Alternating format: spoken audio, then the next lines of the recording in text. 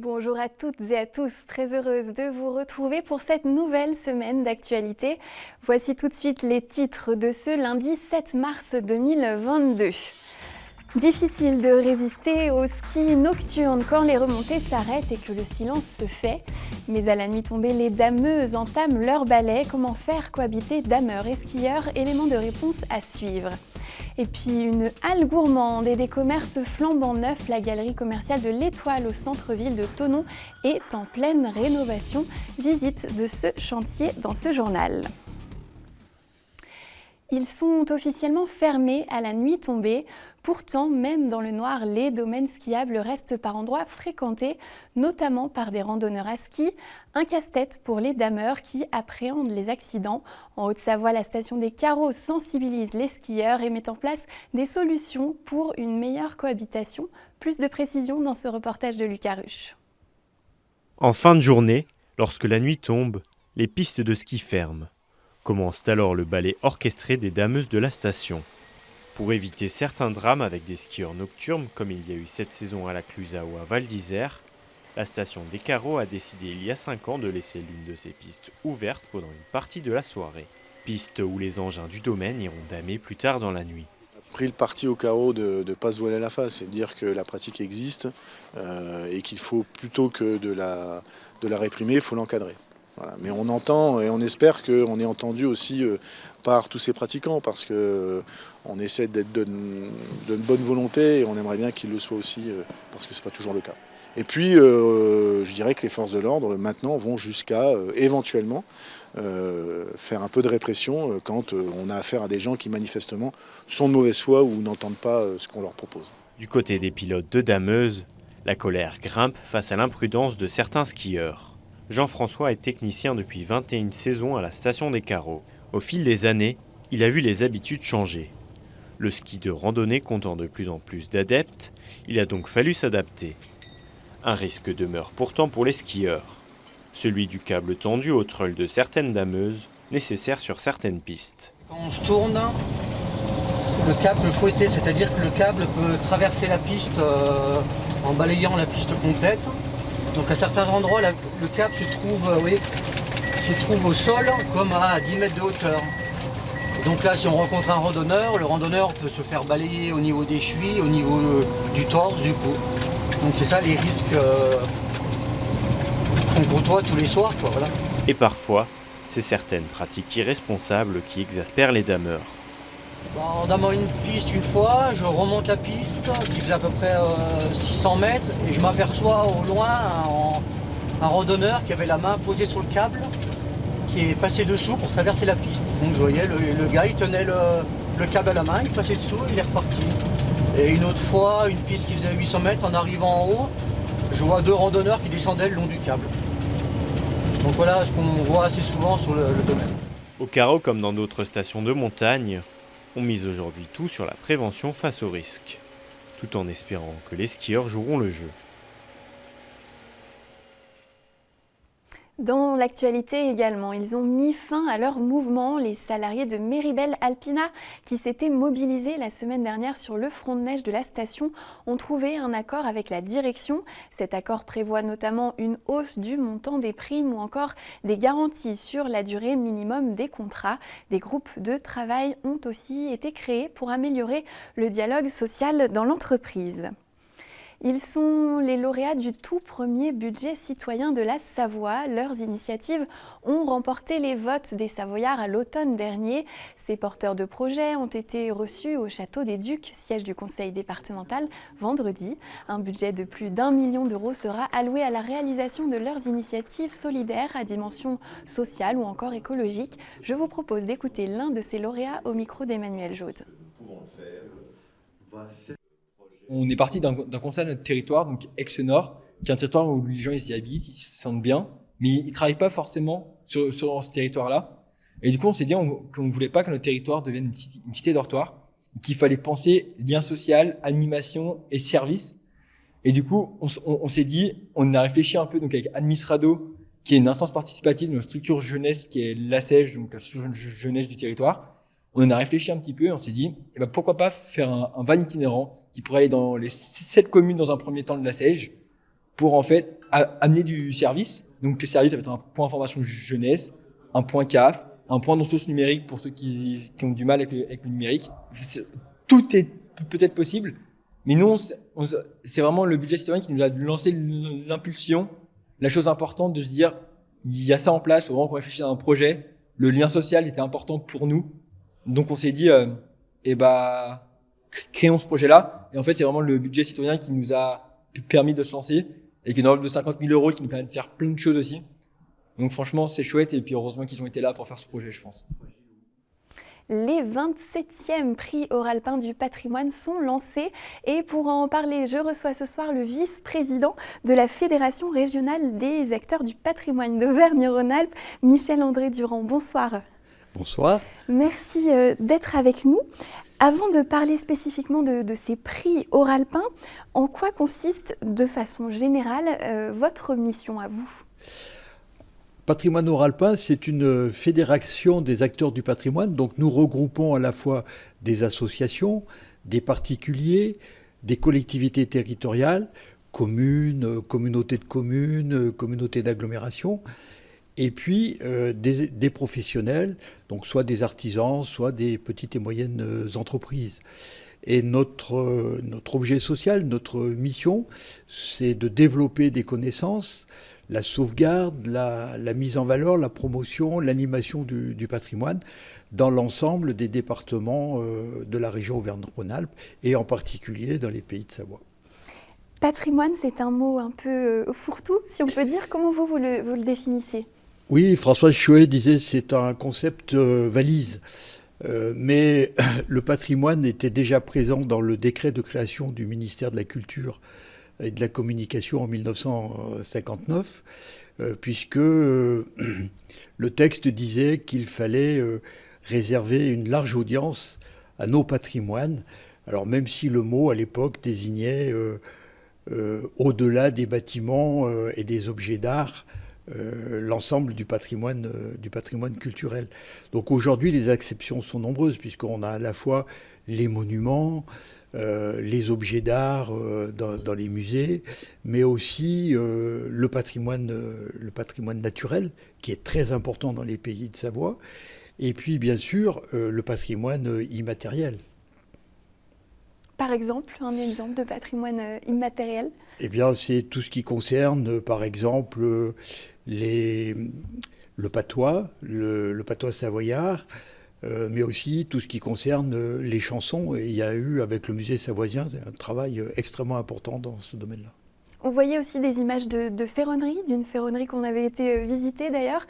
Les métiers, ça fait partie de notre patrimoine. Oui, alors métier d'art, puisque Frédéric Andrès, maître artisan ferronnier, entreprise du patrimoine vivant, avait été lauréat du prix savoir-faire et avait été particulièrement remarqué pour sa capacité à transmettre, puisqu'il travaille avec des apprentis et qu'il a accompagné l'un d'eux dans la compétition du meilleur apprenti de France, et que son jeune apprenti a été lauréat en 2020 de ce challenge. Avec une belle malle d'ailleurs qu'on a pu voir.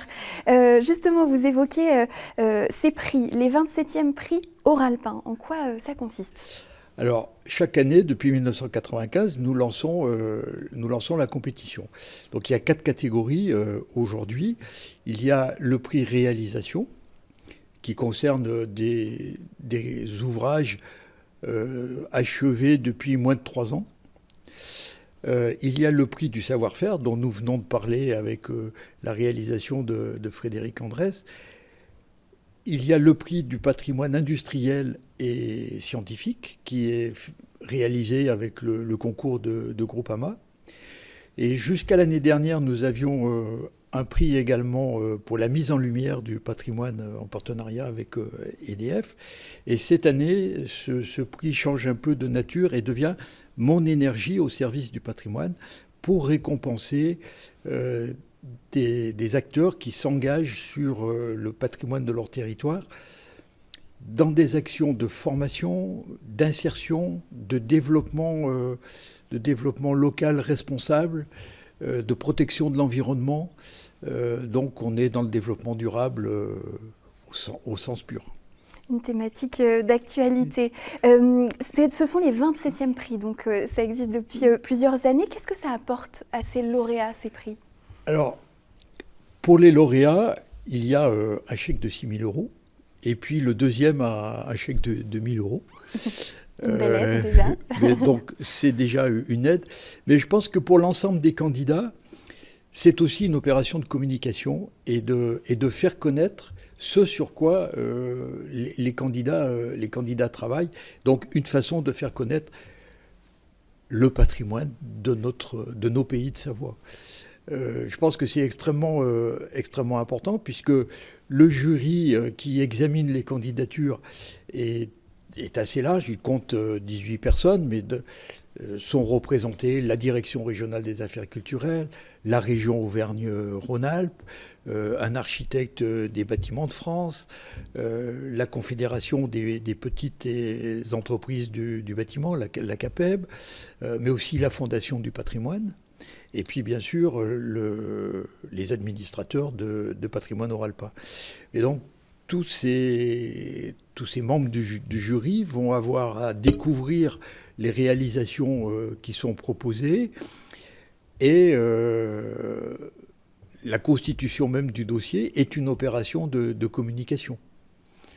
Vous parlez justement des dossiers. Très rapidement, quelles sont les modalités si des personnes nous regardent et veulent participer? Il y a un petit dossier à réaliser, dans lequel il faut bien sûr que le candidat se présente, mais il doit présenter aussi l'opération qu'il souhaite promouvoir, avec un budget et un plan de financement, et puis bien sûr l'acceptation du règlement, et si nécessaire, l'autorisation du propriétaire, puisque dans certains cas, le candidat n'est pas le propriétaire de l'opération sur laquelle il est intervenu. On a vu la source Évian, par exemple. Là, il y avait eu un projet, un lauréat d'ailleurs. Oui, M. Descompois a été lauréat en 2019, je crois, pour la réalisation d'un décor Art Nouveau en mosaïque. Donc c'était un prix du savoir-faire sur la buvette de la source Cachat à Évian. Donc il a réalisé tout le décor en mosaïque qui est sur le mur derrière le bassin. Merci beaucoup Michel-André Durand d'être venu nous voir, et puis on suivra avec attention donc ce concours, ces 27e prix Oralpin. Dépôt des dossiers avant le 4 avril. C'est très important. Merci de l'avoir souligné et à bientôt. Merci beaucoup. Dans l'actualité également, du côté de Thonon-les-Bains, la galerie de l'Étoile se refait une beauté. Les locaux désertés peu à peu par les commerçants ces 2 dernières décennies ont fait l'objet d'un rachat par un investisseur local il y a 2 ans. Ces travaux de rénovation débutés à l'automne se poursuivent pour façonner une quinzaine de loges de 8 à 18 mètres carrés. Reportage de Marine Schneider. Sous ces 9 étages, une dizaine d'ouvriers à pied d'œuvre. Ils rénovent la galerie de l'Étoile à Thonon-les-Bains, et après toute une phase de démolition, ils revoient la structure de tout l'étage. Il n'y aura plus une galerie, il y en aura 2 maintenant. Ça va être séparé en 2 par un mur coupe-feu 3 heures, qui permettra justement d'avoir une réglementation aux normes et acceptable financièrement pour pouvoir faire des loyers raisonnables.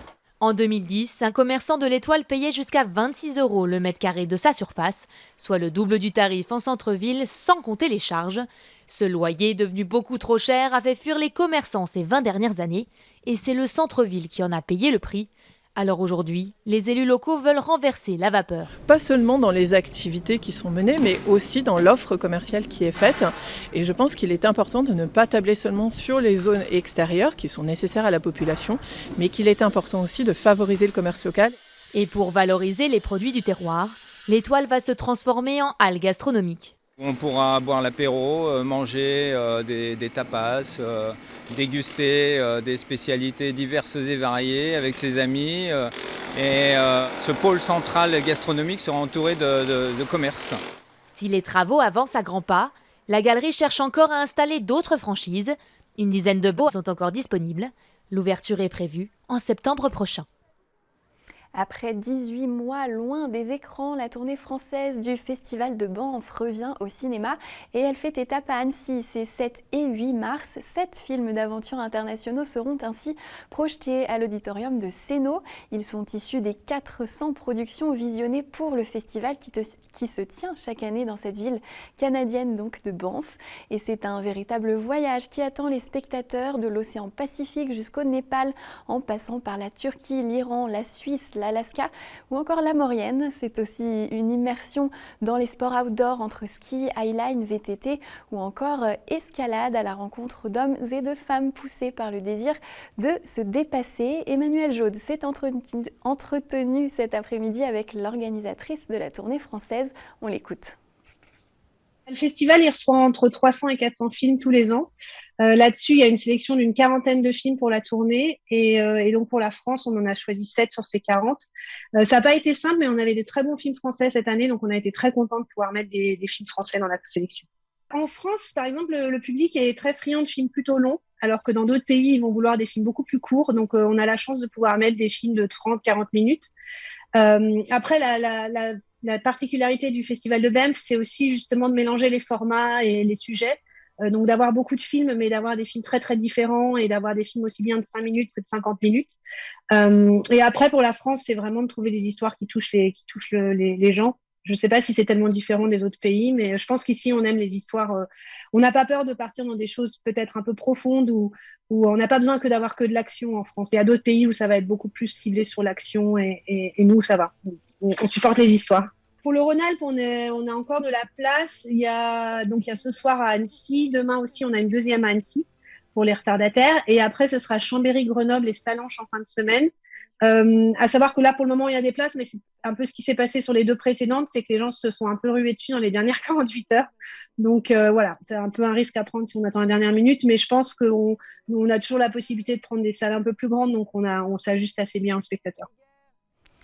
Les 13e Jeux paralympiques d'hiver ont débuté ce week-end à Pékin. Et comme pour les JO, Seb, tu nous fais un point complet chaque soir sur l'actualité des Français. Et on peut déjà dire que la compétition a bien débuté pour les Bleus.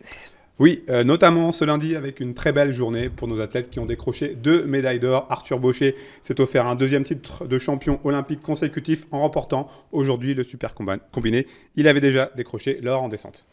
Et l'autre performance du jour est signée Cécile Hernandez en snowboard cross. C'est même une super, très très belle histoire puisque la Pyrénéenne revient de très loin.